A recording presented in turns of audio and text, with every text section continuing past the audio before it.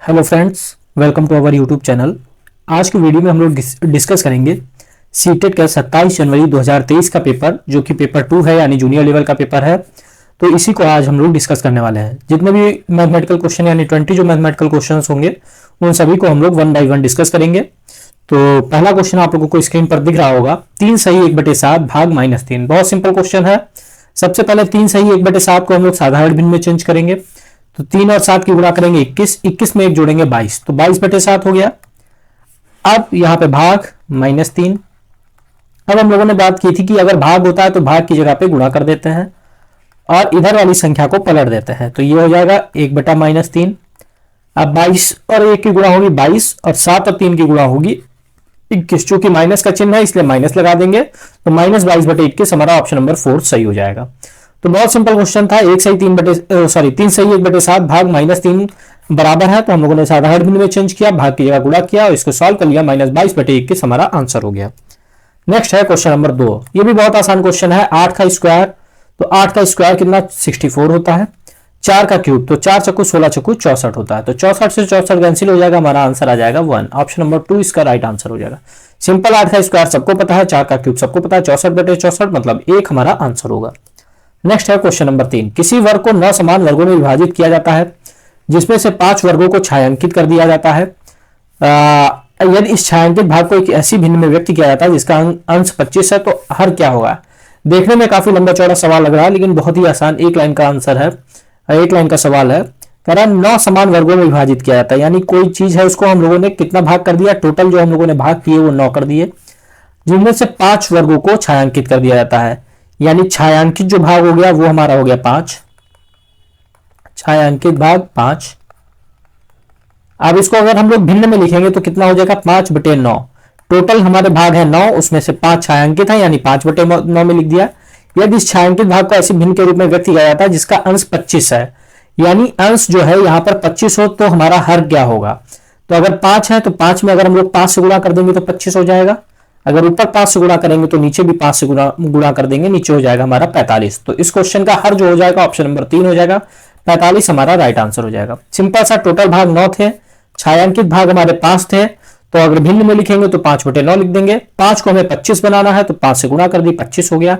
ऊपर 5 से करेंगे तो नीचे भी 5 से करेंगे, 45 नीचे हर हो गया। तो इस क्वेश्चन का राइट आंसर ऑप्शन नंबर 3 हो गया।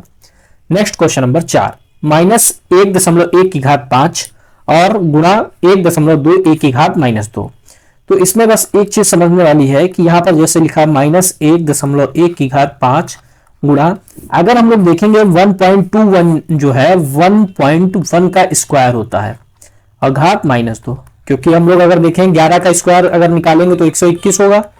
अब यहां पर दशमलव लगा हुआ है 1.21, यानी यहां पर दशमलव लग जाएगा तो 1.1, तो इसको हम लोगों ने लिख लिया 1.1 का होल स्क्वायर की पावर -2।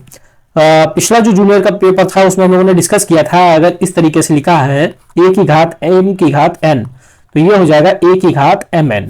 तो यहां पर क्या करेंगे -1.1 गुणे, ये हो जाएगा हमारा, गुणा करेंगे तो 1.1 अब यहां से हम लोग क्या कर सकते हैं, माइनस बाहर कर सकते हैं, तो ये हो जाएगा 1.1 ऐसे लिख लेंगे, गुणे 1.1 अब हम लोगों ने घातांक का जब टॉपिक किया था तो उसमें हम लोगों ने बात की थी a⁴m गुणे a⁴n है, तो a⁴m+n हो जाएगा। यानी अगर आधार समान है तो गुणा में घातें जुड़ जाती हैं, तो यहां पर भी घातें जुड़ जाएंगी, तो ये हो जाएगा 1.1 की पावर 5 +-4, प्लस माइनस मिलकर माइनस बन जाएगा।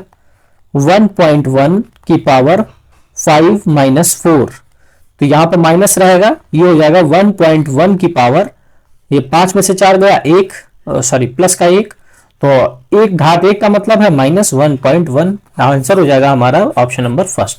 सिंपल सा। केवल यहां पर इस चीज को समझना है कि 1.21 को हम लोग 1.1 का होल स्क्वायर लिख सकते हैं। फिर हम लोगों ने रूल लगाया a⁴m का a⁴mn हो जाता है, तो उसको हम लोगों ने यहाँ पे फॉलो किया। फिर उसके बाद ये प्लस माइनस माइनस हो गया, 5 में से 4 गया 1, और किसी भी चीज की घात अगर 1 है तो वही आएगा, यानी -1.1 हमारा ऑप्शन नंबर फर्स्ट इस क्वेश्चन का राइट आंसर हो जाएगा। नेक्स्ट है क्वेश्चन नंबर 5। निम्न में किस कथन का सदैव सत्य होना आवश्यक नहीं है।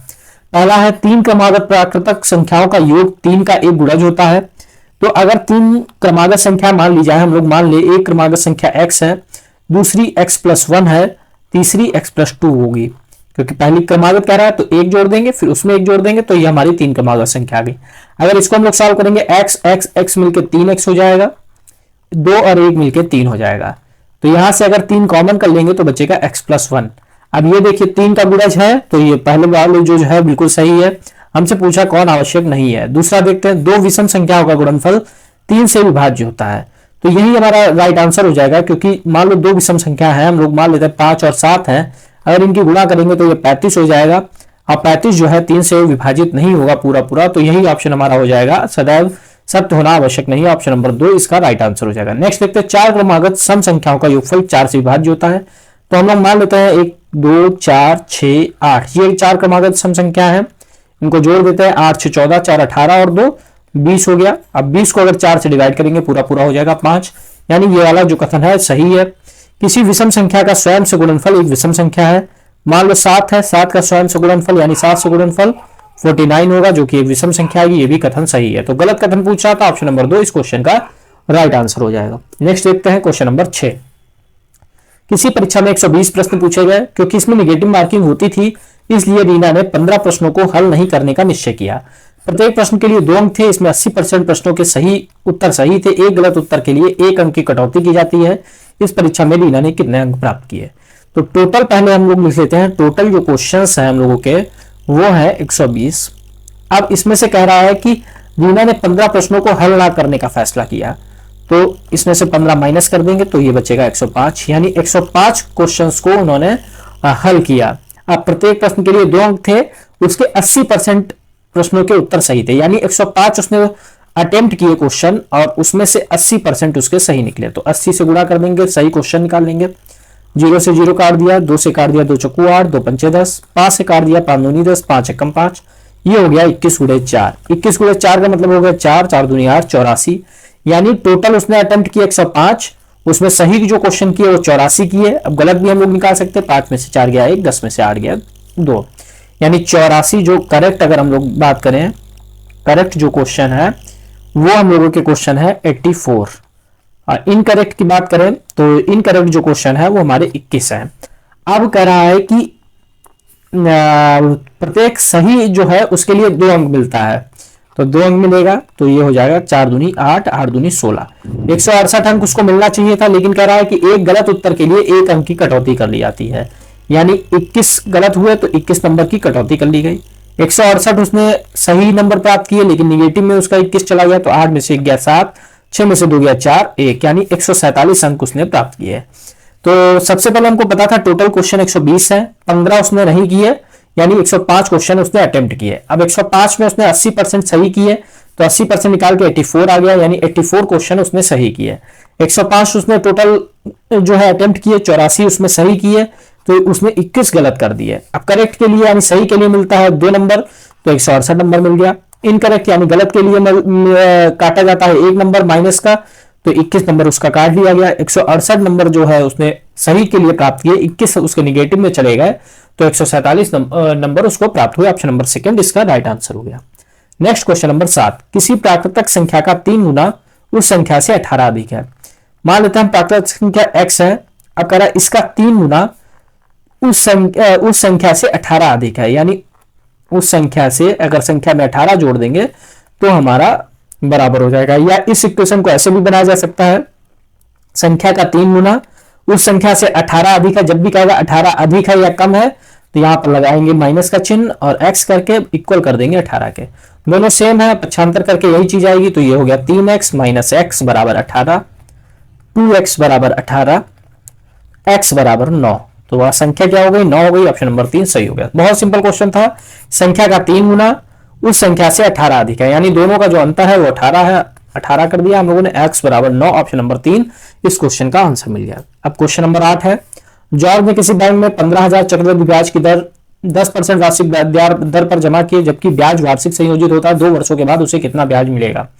तो P यानी मूलधन हमको दिया है 15,000 रुपए, 15,000 रुपए। अब कह रहा है कि इस पे जो है 10% वार्षिक दर पर, यानी जो R है वो हमको दे रखी है 10%। और 2 वर्षों के बाद, यानी n जो है वो हमें दे रखा है 2 वर्ष। अब ब्याज पूछ रहा है और चक्रवृद्धि कह रहा है, तो फार्मूला हो जाएगा a बराबर P1 प्लस R बटे 100 की घात n। तो P है हमारा 15,000, 1 प्लस R है हमारा 10 बटे 100 की घात 2, 0 से 0 कैंसिल हो गया। एलसीएम लेंगे 10 और 11 हो जाएगा, तो 11 बटे 10 की घात 2 हो जाएगा। इधर आएगा हमारा 15,000, तो ये हो जाएगा 15,000 गुणे 11 का स्क्वायर 121, 10 का स्क्वायर 100, 0 से 0 कैंसिल हो गया, 0 से 0 कैंसिल हो गया। तो यहां पर हमारा आ गया 150 गुणे 121। 150 और 121 की गुणा करेंगे तो ये हमें मिल जाएगा 18,150। तो ए बराबर आ गया 18,150 रुपए। तो ए का मतलब होता है मिश्र धन। तो मिश्र धन हम लोगों को पता चल गया 18,150 रुपए। हमसे पूछ रहा है ब्याज, तो ब्याज बराबर होता है मिश्र धन ए माइनस मूलधन पी। तो मिश्र धन है 18,150, मूलधन है 15,000, माइनस कर देंगे तो हमारा आंसर आ जाएगा, माइनस करेंगे तो ये हो जाएगा 3,150 रुपए, ऑप्शन नंबर 3। तो सिंपल सा पी हमको दिया था, आर दिया था, एन दिया था। ए बराबर पी 1 प्लस आर बटे 100 की घात एन, चक्रवृद्धि ब्याज का फार्मूला लगाया, पी की वैल्यू रखी, आर की वैल्यू रखी, इसको सॉल्व किया तो मिश्र धन हमारा 18,150 आ गया। जबकि हमसे पूछा था चक्रवृद्धि ब्याज, तो मिश्र धन में से मूलधन माइनस कर दिया, ब्याज आ गया 3,150 रुपए, ऑप्शन नंबर 3। नेक्स्ट है क्वेश्चन नंबर 9। 3y बटे 4 माइनस 1 बराबर y बटे 3। अब पक्षांतर कर लेंगे, ये हो जाएगा 3y बटे 4 माइनस y बटे 3। इसको इधर ले आएंगे तो ये हो जाएगा 1। अब यहाँ एलसीएम ले लेंगे, एलसीएम हो जाएगा 12। 4 से भाग करेंगे 3 बार में, 3 तिया 9y। 3 से भाग करेंगे 4 बार में, 4y बराबर 1। 9 में से 4 गया 5y बटे 12 बराबर 1। अब क्रॉस मल्टीप्लाई कर देंगे तो ये हो जाएगा 5y बराबर 12। तो y बराबर निकाल लेंगे 12 बटे 5। तो हमारा ऑप्शन जो है वो मिश्र धन या सॉरी मिश्र भिन्न के रूप में लिखा गया है। तो 12 को 5 से डिवाइड कर देंगे तो ये होगा 5 दूनी 10, शेष आ गया हमारा 2। यानी इसको लिखा जा सकता है 2 सही 2 बटे 5। तो हम लोग देख सकते हैं ऑप्शन नंबर फर्स्ट में 2 सही 2 बटे 5 है। बहुत सिंपल क्वेश्चन था, केवल हमको इसको इधर ले आना था, एक को इधर भेज देना था। तो हम लोगों ने इसको पक्षांतर किया, एलसीएम लिया, 5y बराबर बटे 12 बराबर 1 आ गया, y बराबर 12 बटे 5 आ गया, यानी 2 सही 2 बटे 5 इस क्वेश्चन का सही आंसर हो गया, ऑप्शन नंबर फर्स्ट। नेक्स्ट है क्वेश्चन नंबर 10। किसी स्कूल में लड़के और लड़कियों की संख्या का अनुपात 12:13 है। यदि लड़कों की संख्या 372 हो तो स्कूल में विद्यार्थियों की कुल संख्या क्या होगी? तो बॉयज जो है हम लोग मान लेते हैं 12x है, गर्ल्स हम लोग मान लेते हैं 13x है, क्योंकि इनका अनुपात दिया था 12:13, तो हम लोगों ने इनको 12x और 13x मान लिया। अब कह रहा है लड़कों की संख्या 372 है और अनुपात में 12x है, यानी 12x की जो वैल्यू है वो बराबर है हमारी 372 के। उसको डिवाइड कर देंगे 12 एकम 12, 12 तिया 36 बचाए 1, 12 एकम 12, यानी x की वैल्यू आ गई 31। जब x की वैल्यू 31 पता चल गई तो क्वेश्चन में हमसे कह रहा है स्कूल में विद्यार्थियों की कुल संख्या क्या है। तो 12x लड़के हैं, लड़कियां हैं 13x, तो टोटल कितने हो जाएंगे? टोटल हो जाएगा 12x प्लस 13x, दोनों का कितना हो जाएगा 25x। x की वैल्यू हम लोग निकाल चुके हैं 25 और 31 की गुणा कर लेंगे, हमारा आंसर आ जाएगा 5 और 1 की गुणा करेंगे 5 आ जाएगा। तो यहाँ पर 2 ऑप्शन है तो हमें पूरा गुणा करना पड़ेगा। 25 से कम 25 का 25 हासिल या 2, 25 या 75 और 2 77, 775 हमारा ऑप्शन नंबर फर्स्ट इस क्वेश्चन का राइट आंसर हो गया। आप चाहें तो x की वैल्यू को पहले यहाँ से बॉयज की संख्या निकाल लें 12x करके, फिर गर्ल्स के निकाल के फिर दोनों को जोड़ दें, लेकिन आसान है कि दोनों को 12x और 13x को जोड़ के 25x आ गया और गुणा कर देंगे, हमारा 775 आंसर आ जाएगा, ऑप्शन नंबर फर्स्ट। नेक्स्ट है वर्ग आधार वाले पिरामिड के कितने शीट्स होते हैं? तो देखिए यहाँ पे चित्र के माध्यम से दिया गया है, ये क्वेश्चन में नहीं दिया गया है, यहाँ पे समझाने के लिए लगाया गया है। ये वर्ग आधार वाला जो है पिरामिड बना हुआ है। अब वर्ग में देखेंगे तो कितने 4 शीट्स हैं, और अगर हम लोग इसमें त्रिभुज में देखेंगे तो 1 शीट्स है, तो टोटल हमारा कितना हो जाएगा 4 + 1 यानी 5 जो शीट्स हैं।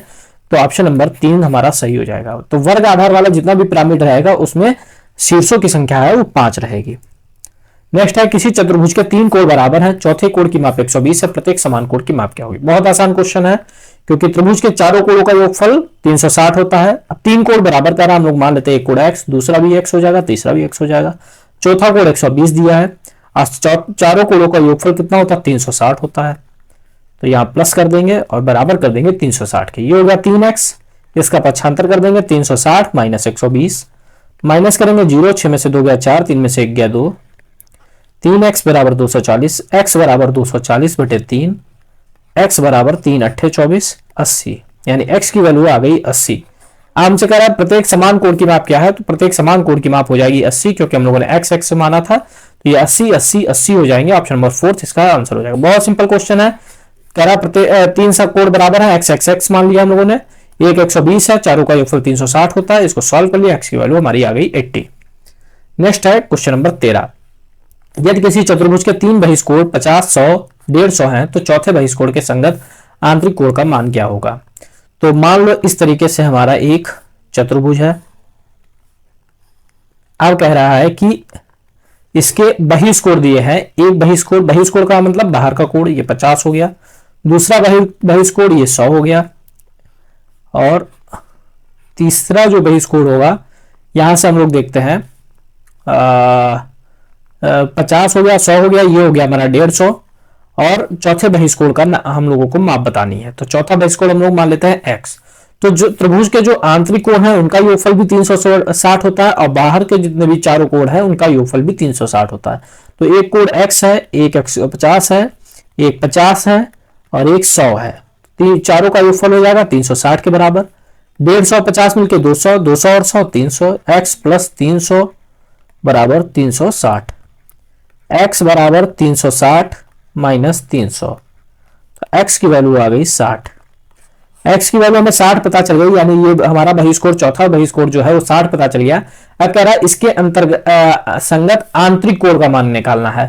तो ये 60 है अगर, तो आंतरिक कोण का अगर हम लोगों को मान निकालना है, तो आंतरिक कोण पूरा ये कोण जो है वो हमारा 180 का होता है। हम लोग पहले बात कर चुके हैं, रिज कोण बनता है।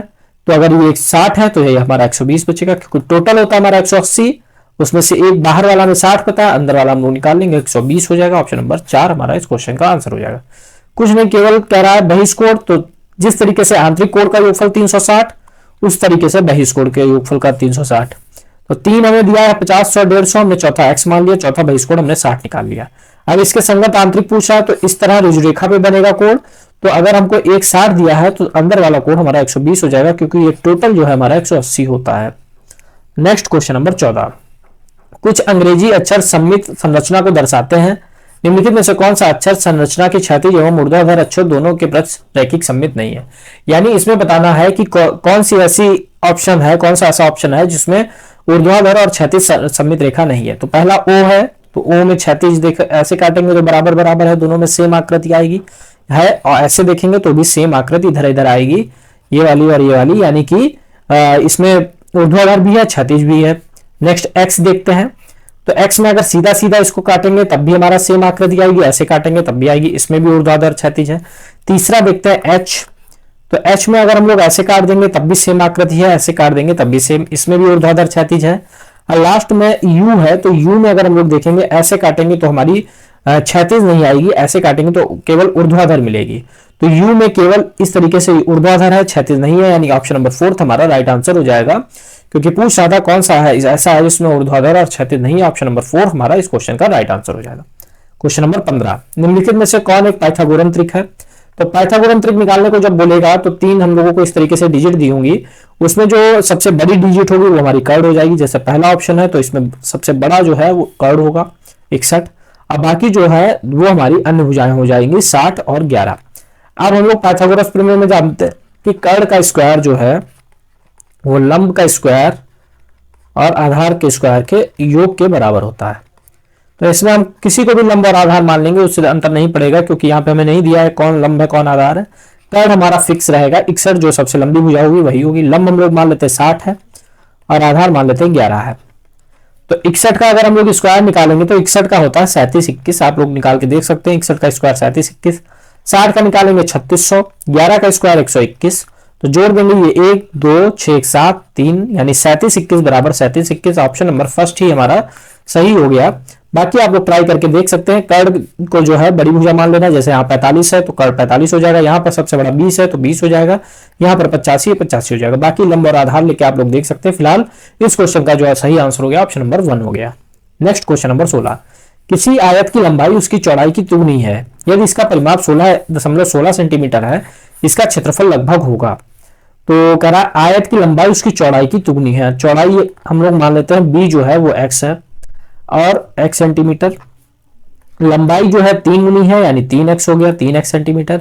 यदि इसका परिमाप 16.16 है तो आयत का जो परिमाप होता है 2 लंबाई प्लस चौड़ाई होता है और इसकी जो हमें वैल्यू है वो दे रखी है 16.16। बाकी वैल्यू को हम लोग रख देंगे, लंबाई 3x चौड़ाई x बराबर 16.16। 2 से काट देंगे, 2 अट्ठे 16 दशमलव, फिर इसको काटेंगे 0.8 और यहाँ पे जोड़ देंगे 3x x को, 4x बराबर 8.08।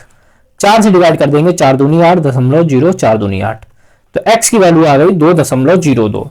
अब हम लोग यहाँ से चौड़ाई निकाल सकते हैं। चौड़ाई जो है हमारी x थी यानी 2.02 सेंटीमीटर हो गई। लंबाई निकाल सकते हैं 3x थी तो 3 गुणे 2.02 हो गया, तो ये हो गया 6.06 सेंटीमीटर हो गया। अब कह रहा है आयत का क्षेत्रफल क्या होगा, यानी एरिया पूछ रहा है, तो एरिया होता है लंबाई गुणे चौड़ाई। तो लंबाई हमें दी है 6.06, चौड़ाई दी है 2.02, इनकी गुणा कर देंगे हम लोगों को आंसर मिल जाएगा 6.06 और 2.02 की गुणा करेंगे तो ये आएगा हमारा 12.2412 सेंटीमीटर स्क्वायर। तो हम लोग देखेंगे 12.24 ऑप्शन नंबर 3 में मिल रहा है, ऑप्शन नंबर 3 हमारा सही हो जाएगा। सिंपल चौड़ाई x मान ली, लंबाई 3 गुनी 3x हो गई, फिर आयत का परिमाप 16 दिया था, आयत के परिमाप का फॉर्मूला होता है 2 लंबाई प्लस चौड़ाई, इसको हम लोगों ने फॉलो किया, x की वैल्यू 2.02 आ गई। जब x पता चल गया तो चौड़ाई हमारी 2.02 हो गई, लंबाई 3x थी तो लंबाई हमारी 6.06 हो गई। लंबाई गुणे चौड़ाई एरिया का फॉर्मूला होता है, उसको हम लोगों ने फॉलो किया, ऑप्शन नंबर 3 हमारा सही आंसर हो गया। नेक्स्ट क्वेश्चन नंबर 17, आयतन 68,921 घन इकाई वाले एक घन के एक फलक का पृष्ठीय क्षेत्रफल क्या होगा। तो घन का आयतन का फार्मूला होता है भुजा क्यूब, भुजा की घात 3। अब आयतन हम लोगों को दिया है 68,921 और ये भुजा यानी हम लोग मान लेते हैं a है, a क्यूब, तो a बराबर हो जाएगा क्यूब रूट 68,921। 68,921 के अगर हम लोग गुणनखंड करेंगे तो गुणनखंड करने पे ये 41 से डिवाइड होगा, केवल 41 गुणे 41 गुणे 41 हो जाएगा, तो a की वैल्यू आ जाएगी 41 सेंटीमीटर, सॉरी इकाई कह रहा है तो इकाई 41 इकाई, जो भी इकाई रहेगी वो आ जाएगी। तो a की वैल्यू हम लोगों को पता चल गई। अब कह रहा है इसके एक फलक का पृष्ठीय क्षेत्रफल क्या होगा। तो एक फलक की जब बात की जाएगी तो एक फलक का जो पृष्ठीय क्षेत्रफल होता है, एरिया जो होता है वो a स्क्वायर होता है। अगर संपूर्ण क्षेत्रफल का आएगा तो 6a स्क्वायर होगा। यहाँ पे एक फलक की बात कर रहा है तो सिर्फ और सिर्फ a स्क्वायर होगा, यानी ये हो जाएगा 41 का स्क्वायर। 41 का स्क्वायर होता है 1681 और चूंकि क्षेत्रफल है तो ये वर्ग इकाई इसका मात्रक हो जाएगा, ऑप्शन नंबर 4 इसका सही हो जाएगा। घन का आयतन दिया था, घन का आयतन भुजा क्यूब होता है, आयतन हम लोगों को दिया था तो हम लोगों ने भुजा निकाल ली, भुजा आ गई 41। एक फलक का कह रहा है तो a स्क्वायर, अगर कह रहा है संपूर्ण क्षेत्रफल कितना होगा तो 6a स्क्वायर निकाल देते हैं। फिलहाल एक फलक का 1681 हमारा आंसर हो गया। नेक्स्ट क्वेश्चन नंबर 18, भुजा 9 सेंटीमीटर वाले एक धातु के घन को पिघलाकर समान भागों में 27 छोटे छोटे घन बनाए जाते हैं, प्रत्येक छोटे घन का पृष्ठीय क्षेत्रफल क्या है। तो इस तरीके का क्वेश्चन को सॉल्व करने के लिए सबसे पहले 9 सेंटीमीटर वाले एक धातु से, जब भी हम लोगों ने बात की जब पिघलाया जाएगा तो हम लोग वॉल्यूम निकालेंगे, जो बड़ा वॉल्यूम है उसको ऊपर रखेंगे, यानी जो बड़ी भुजा है उसको ऊपर रखेंगे और छोटे भुजा के आयतन को हम लोग नीचे रखेंगे और बराबर आ जाएगी हमारी संख्या यानी n। तो यहाँ पे कह रहा है 9 सेंटीमीटर वाले एक धातु के घन को पिघलाकर समान माप के 27 छोटे घन बनाए गए, यानी जो बड़े घन है उसके जो है वो 9 है, तो यानी 9। और अभी हम लोगों ने लास्ट क्वेश्चन में बात की घन का आयतन, तो आयतन होता है भुजा क्यूब यानी 9 क्यूब हो गया। नीचे जो है हमारा दिया नहीं है, पृष्ठीय क्षेत्रफल पूछा, हम लोग मान लेते हैं दूसरे की भुजा x है तो इसका जो आयतन हो जाएगा x क्यूब हो जाएगा। अब संख्या हम लोगों को क्वेश्चन में दी है 27 छोटे घन बनाए जाते हैं, इसको हम लोग बराबर कर देंगे 27 के, तो ये हो जाएगा हमारा क्रॉस मल्टीप्लाई कर देंगे तो 9 गुणे 9 गुणे 9, 9 क्यूब को ऐसे लिख सकते हैं, नीचे आ जाएगा 27 बराबर x क्यूब। 9 से काट देंगे 9 तिया 27, 3 से काट देंगे 3 तिया 9, तो x क्यूब आ जाएगा बराबर हो जाएगा 9 तिया 27, तो x की वैल्यू आ जाएगी 3, तो x की वैल्यू हमें पता चल गई 3 सेंटीमीटर। हमसे कह रहा है घन का पृष्ठीय क्षेत्रफल क्या होगा। अब देखो यहाँ पर कह रहा है छोटे घन का पृष्ठीय क्षेत्रफल, तो अभी हम लोगों ने पृष्ठीय क्षेत्रफल की बात की, टोटल जो पृष्ठीय क्षेत्रफल होता है वो 6a स्क्वायर होता है, तो 6 भुजा हमारी आ गई 3 यानी 3 का स्क्वायर, तो 3 का स्क्वायर 9 और 6, 9 और 6 की गुणा 54, यानी ऑप्शन नंबर हो जाएगा 54 सेंटीमीटर स्क्वायर, ऑप्शन नंबर 3। तो जब भी ऐसा क्वेश्चन होगा सबसे पहले हम लोग ऊपर रखते हैं बड़ा वॉल्यूम, नीचे रखते हैं छोटा वॉल्यूम, बराबर हमें संख्या पता चल जाती है। तो यहाँ पे बड़ा था 9 को पिघलाया जा रहा था, क्योंकि 9 को पिघलाए रहे थे तो छोटे को हम लोगों ने x मान ली, बराबर 27 कर दी, x की वैल्यू 3 निकाल ली। अब x की वैल्यू 3 आ गई तो पृष्ठीय क्षेत्रफल पूछा था, पृष्ठीय क्षेत्रफल का फॉर्मूला 6 a स्क्वायर होता है, इसको हम लोगों ने फॉलो किया तो 54 सेंटीमीटर स्क्वायर हमारा आंसर आ गया। नेक्स्ट क्वेश्चन नंबर 19, यदि किन्हीं आंकड़ों के प्रत्येक प्रेक्षण में 5 की वृद्धि कर दी जाए तो नया माध्य क्या होगा? तो नया माध्य में भी 5 की वृद्धि होती है, ये आप लोग याद रखिए। 5 की वृद्धि की गई तो इसमें भी 5 की वृद्धि होगी। जैसे एग्जाम्पल पे देख लें, अगर हम लोग मान लें 2 4 6 8, इसका हम लोगों को माध्य निकालना है तो कितनी संख्या, 1 2 3 4, यानी नीचे 4 हो जाएगा, इनको जोड़ देंगे तो 4 2 6 6 12 12 8 20, 20/4 हो जाएगा, 20/4 से माध्य हमारा आ गया 5। अब कह रहा है कि अगर आंकड़ों में प्रत्येक प्रेक्षण में 5 की वृद्धि की जाए, यानी 2 से ये हो जाए हमारा 7, ये हो जाए 5 4 9, ये हो जाए 6 5 11 और ये हो जाए 13। अब संख्या हमारी 4 ही नहीं तो 9 और 7 16, 16 11 27, 27 और 13 40, तो 40/4, 4 से काट देंगे 10, कितना वृद्धि हुई, 5 में 5 की वृद्धि हुई, यानी अगर 5 जोड़ रहे हैं तो हमेशा 5 की ही वृद्धि होगी, ऑप्शन नंबर 3 इसका राइट आंसर होगा। नेक्स्ट, एक थैले में 5 सफेद और 4 लाल गेंदे हैं, तो टोटल कितनी गेंदें हैं? टोटल हम लोग लिख लेते हैं, क्योंकि प्रायिकता अगर हम लोग निकालेंगे, प्रायिकता पूछा गया है तो हमें टोटल चाहिए होगा। तो 5 सफेद है 4 लाल है, टोटल गेंदों की संख्या आ गई 9। इस थैले में से एक गेंद यादृच्छिक रूप से निकाली जाती है, इसकी क्या प्रायिकता है कि निकाली गई गेंद लाल नहीं है। यदि लाल नहीं है तो कौन सी गेंद निकाली जा रही है? सफेद निकाली जा रही है। तो सफेद होने की प्रायिकता क्या है? 4, यानी सफेद होने की जो संख्या 5 सफेद होने की जो है वो 5 है और टोटल है 9। प्रोबेबिलिटी आ गई हमारी 5/9, ऑप्शन नंबर इसका सही हो गया, ऑप्शन नंबर 2। तो क्योंकि कह रहा लाल गेंद नहीं है, लाल गेंद नहीं है तो सफेद आएगी, सफेद है 5, टोटल गेंद है 9, प्रोबेबिलिटी हो गई 5/9। तो आज के जो हम लोगों का पेपर था उसके हम लोगों ने 20 जो मैथमेटिकल क्वेश्चन थे वो सभी को डिस्कस किया। अगर आप लोगों को वीडियो पसंद आया तो वीडियो को लाइक करिए। नेक्स्ट वीडियो में हम लोगों का जो नेक्स्ट पेपर होगा उसको डिस्कस करेंगे। मिलता है नेक्स्ट वीडियो में, थैंक यू।